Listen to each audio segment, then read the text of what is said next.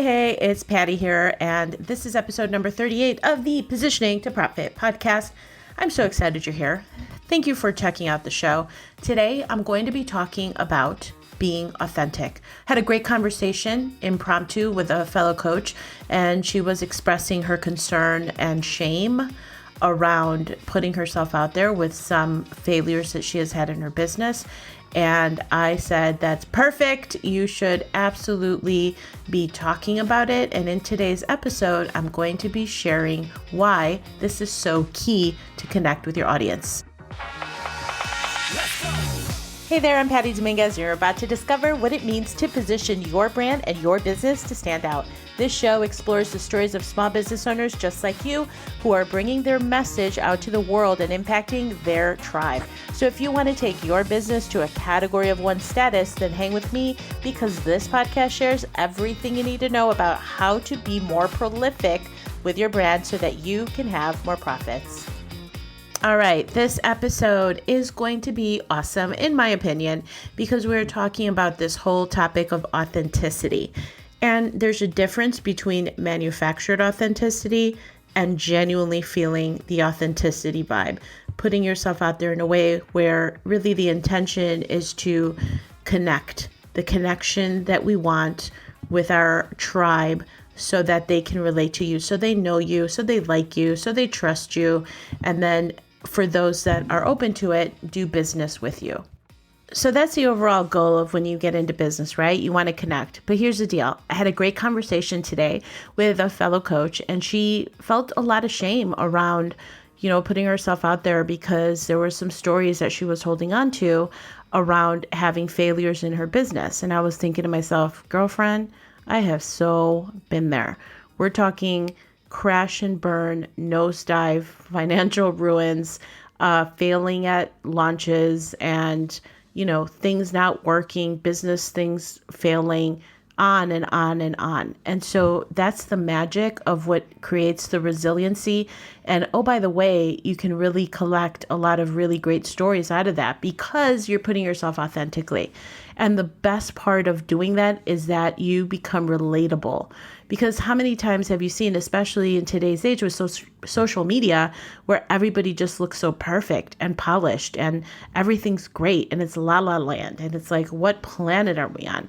I mean, the reality is that business it goes in peaks and valleys. When you're starting out and you're putting yourself out there and trying to figure out this whole thing, nobody really teaches it, at least when I was in school. And so she was feeling a lot of shame. And I said, in fact, because you have had failures, because you've cycled, because all these things happen, that's what makes you compelling. And you're speaking from a place of knowing. So one of the best ways to mitigate that is just to put it out there, to say the shit that went down and exactly what happened and use it. And what starts to happen is that you diffuse that sensitivity around it, the thing that you were cringing about, like, oh, I don't want to put myself out there.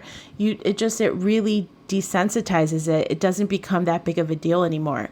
I mean, for me, I remember the tremendous amount of shame that I felt where with my upbringing and the abuse that I went through and the whole thing about my stuttering, and that really has made me who I am. And this is what now I talk about it so openly, and people have a point of connection to see everything that I went through to come out on the other side, and really now how I incorporate that as part of my story. Or for example, right, being at the top of my career and then being let go and feeling really pathetic as I was walking out with my box of tchotchkes that I had collected from my office because I had gotten the pink slip. And that whole story of the immense amount of failure that I felt, and really feeling like that awareness that my job is not an asset, and that really pivotal moment where I said to myself, I'm never going to let this happen again. And of course, I went through the emotional roller coaster after that of just not really understanding what my next steps were. So that's another story. So all of these things, the culmination of these really great stories. So in putting yourself out there, the great thing about that is that nobody can then throw it in your face is like, hey, we uncovered this deep, dark secret. Well, guess what? If you're putting it out there, if you're putting those things that, like this fellow coach said, that she's embarrassed about and she's ashamed about, you diffuse it. It no longer becomes the thing that you hang and that you dread. And that's the magic of it. Okay, I don't know if you remember, but the hip hop artist Eminem had the movie The 8 Mile, and one of the best scenes was right at the end where he was in the rap battle. And if you guys are like, what is she talking about? Just bear with me. So anyway, so in the movie, Eminem is right at the end of the movie almost, and he's in a rap battle, and he's so close to the end, and he has to battle the baddest hip hop king, or excuse me, rap king. And you see him in the scene right beforehand. He goes to the bathroom. He's just kind of thinking through, oh my gosh, what am I going to say? What am I going to say? What am I going to rap about? Right? How am I going to beat this guy that is like the king of everything and everybody knows him and the whole deal? So he gets out there and he starts talking about all of the things that made him who he is, and all of the things that this other rap king was probably going to pick on. He had put it out there before, and because of that, because he put himself out there so authentically, he won. Now, granted, yes, it was a movie, but the cool thing about that is just a perfect example of how he didn't let the things that made him, his failures and the fact that he was broke, his, raised in a trailer park and the whole nine, all these little elements that what people could pick on him, he had just put it out there. And because he had put himself out there is the reason why he won the rap battle. Anyway, that's my Eminem moment. I thought it was really cool. And again, that was like right in the end of 8 Mile, and he won. Maybe that's a spoiler, but if you haven't seen it by now, this movie's a good 10 years old. But anyway, the concept is really cool. The other thing that I do want to say is that the thing that's so fascinating by putting yourself out there, it allows for connection points. And it's what creates a point of fascination. And here's what I mean by that. Okay, we're about halfway through with this episode, but I wanted to make sure that you knew about my new Positioning to Profit quiz so that you can discover how to use the key pillars of positioning to give yourself the ultimate edge for your business. It's an assessment, personalized plan of action to overcome these roadblocks that are keeping you from even more profit. So head on over to positioningquiz.com. All right, let's continue with the show. So what I mean by that is your website. If you take a look at what your about page is, and what's so fascinating is I redid my about page a while back and I started including these little elements. And one quick tip that I have for you is just write down some elements to your about me page that infuses your personality and creates points of fascination. You will be surprised, but when I have received outreach calls, right? Prospects coming in, they want to have a conversation with me. Almost always people look at my about me page and they find out these different facts about me. Like I don't like country music. I start my morning out with bulletproof coffee. I grew up with a childhood stutter. All these little elements that make me me. And the fascinating thing about it is that it creates an engagement point. It creates a connection point. It creates a conversation starter. So I encourage you, find those things about you that make you you, things you have overcome, right?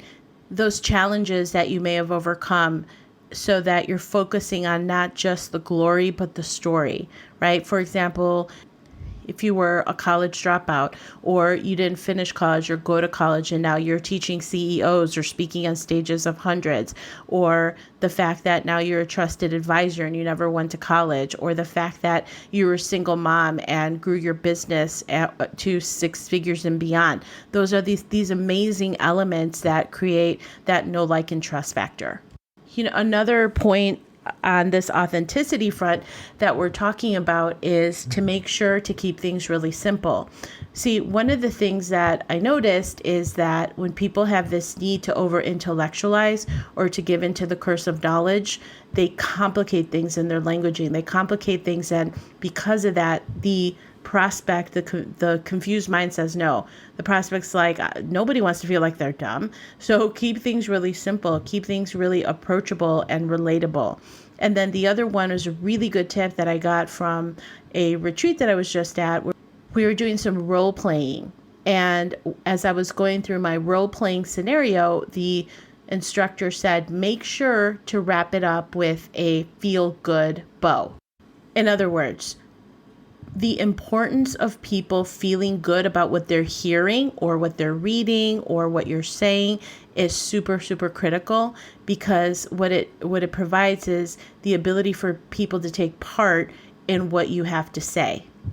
And I thought that was just so genius. So make sure that when you're sharing those stories and you're sharing those connecting points, make sure to end it up on a high note, wrap it up in a bow so that they can relate to it. And we want people feeling good about this stuff. So remember that through those life experiences, they're incredibly useful to you, but you want to make sure to end it on a positive note.